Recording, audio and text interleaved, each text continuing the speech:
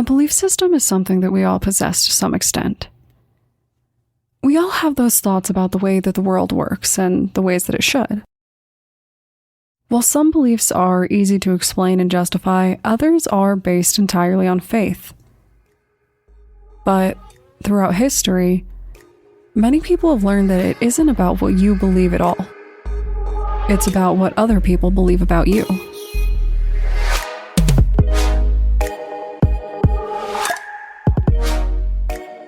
My name is Brienne, and I'm the host and creator of Among the Dirt and Trees, a show where we explore true crime cases that occur out in nature.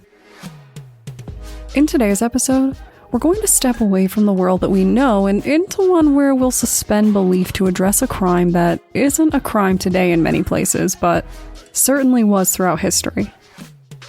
Yes, today we are going to talk about the crime of witchcraft and using it to do terrible, terrible things.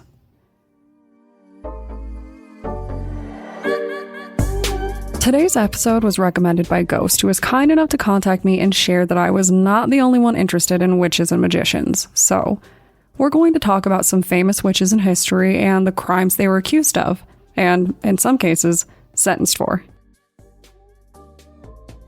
While there are plenty of ways to break the law in the woods today, if you go back hundreds of years, few woodland crimes were considered more treacherous than practicing witchcraft. Because, as we all know, the forest is a witch's natural habitat. At least, that's what the stories say. It would be easy to talk about the Salem Witch Trials, but we're gonna step out of that a little bit and discuss some more interesting cases. Kind of.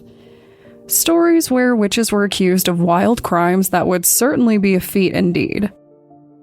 Though practicing witchcraft was decriminalized in Britain and the US in the mid-1700s, before that, being a witch was a very bad and very illegal thing, even if you weren't really one at all. A person could be convicted with no evidence, just accusations and stories. For a while there, being a woman with any kind of enemy was a very dangerous game. Something interesting about the world is that we don't often think of laws as having an origin unless we strap someone's name on them. But for every kind of crime, there has always been a historical first. For Ireland, that first was Alice Kyteler, a woman who, from what I read, was very likely taken down because she was entirely too powerful while having the misfortune of being born a woman in 1263. Yeah, this is an old story, but if she wasn't an innocent woman with too much wealth and power, she was definitely poisoning her husbands. But we'll get into that. Alice was an unusual woman, strong-willed, interesting, and really good with men. In her lifetime, at least as far as the records go, she had 4 husbands. 3 of them died under sudden, unusual circumstances. Her last recorded husband died under unusual circumstances, but he accused her of poisoning him. Then, basically every stepchild she had from every single marriage accused her of being a witch. And as you can imagine, that didn't go well for her. It seems pretty obvious that to have 4 husbands suddenly fall ill and die is a little suspicious. It reminds me of a quote from The Importance of Being Earnest, which is pure comedy gold just for the record, but there's a character who is an orphan, and when another character is asking about his mother and father and learns that they are both gone, this woman looks at him and says, "To lose one may be regarded as a misfortune. To lose 2 looks like carelessness." 4 husbands with 4 abrupt deaths. It's definitely cause for concern. I think that there is a very real chance that she was poisoning her husbands, but that wasn't really what they were charging her for. They were accusing her of a lot of crimes being conducted in the shadows out in nature. It was a long list, including devil worship, animal sacrifice, having sexual relations with demons, bewitching and killing men to gain their wealth, creating poisonous powders, and, my personal favorite offered by Wikipedia, asking demons for advice on witchcraft. Now, personally, I think a witch that is humble enough to work with a mentor to improve her craft should be celebrated, but they clearly didn't see it that way. Unfortunately, they tortured one of her servants to gain the evidence that she was a witch, and this woman, just like all torture victims, just admitted that it was true. She was then burned at the stake while Alice fled the country with the woman's daughter.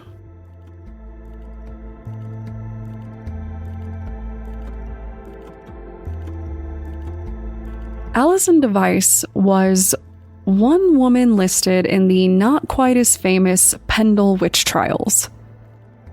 Her family and one other family in the area were really not on the best terms. In fact, they basically single-handedly fueled the rumors about their own witchcraft practices by making a ton of accusations against each other. See, when you work as a healer, the best way to secure business is to say that the other person is actually just a wicked witch. And let's just say things got complicated. One day, Allison was making her way to a local forest, presumably to collect some herbs or check some traps or something.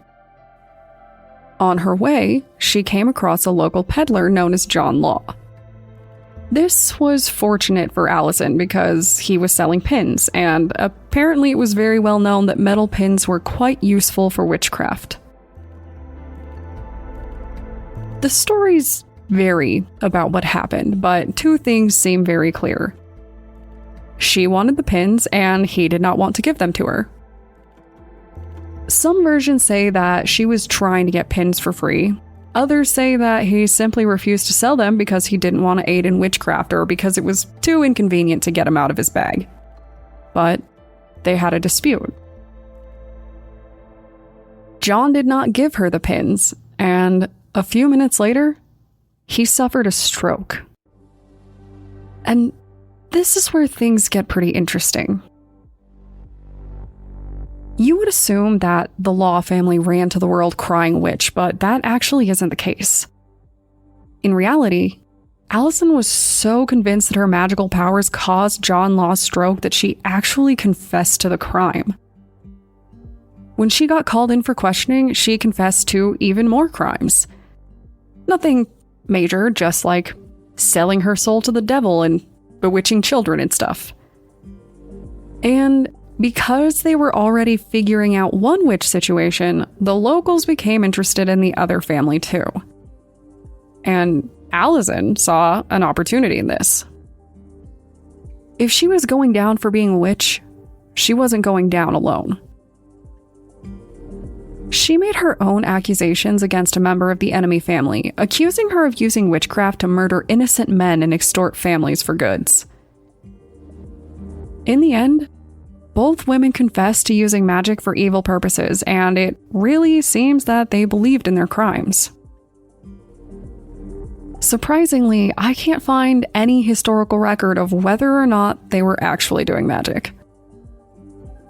But following their confessions, each of the women were found guilty, and they weren't the only ones in town either, just very likely the pettiest among them.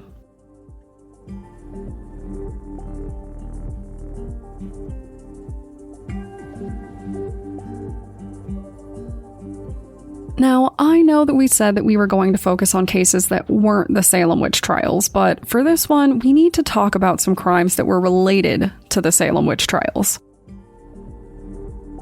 Look, I love The Crucible as much as the next person, and you can pretty much sell me on any retelling of the Salem Witch Trials, but there's more to those witch trials than the accusations and hangings. Not every person who was accused died for engaging in witchcraft. Some people went on to commit more crimes by fleeing their accusers, and others by helping the accused to escape. Now, we're going to talk about the Salem Witch Caves. For as long as groups of people have been charged for the simple crime of existing or for crimes that they really didn't commit, systems have been in place to help them escape. We've seen this multiple times throughout history. A group gets targeted, and some people, if only a few, seek out ways to help them escape before they're killed for their crimes. And some historians believe that this happened in Salem. When accusations started flying, some people started fleeing, and they actually managed to escape.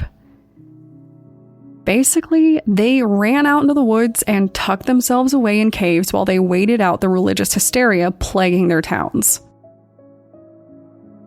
No one knows how many women fled to live in these caves, turning nature's greatest shelter into a temporary home, but it is believed that they weren't all alone.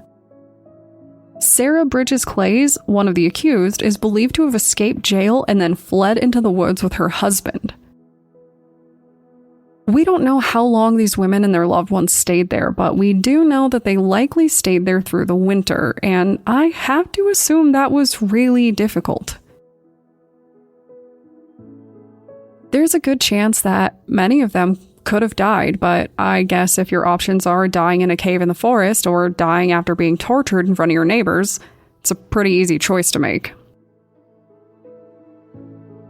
After society calmed down and stopped hunting them, at least for this specific crime, it is believed that the women returned to society, though probably not back to Salem specifically.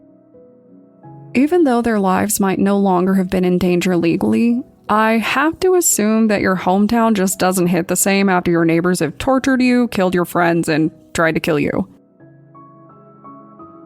For your reference, historians say that throughout history, it is likely that about 60,000 people were both tried and executed for witchcraft, and something tells me that number is actually a lot higher in reality. In Salem, 25 people were killed in total. 1 person was crushed to death. 5 died in prison after being tortured and subjected to a variety of horrors, likely while being neglected as well. And 19 were sentenced to death by hanging. So, yeah, I think I get the whole choosing to hide in the caves thing. Now, the fact that we have, at least in some places, transitioned from murdering people over baseless witchcraft accusations to creating a society where I, as a young girl, could enjoy the most high-quality spell books that Barnes & Noble had to offer is certainly something. And I'm happy to see witchy young women having the option to just make really interesting Instagram accounts instead of being burned at the stake or forced to live in caves.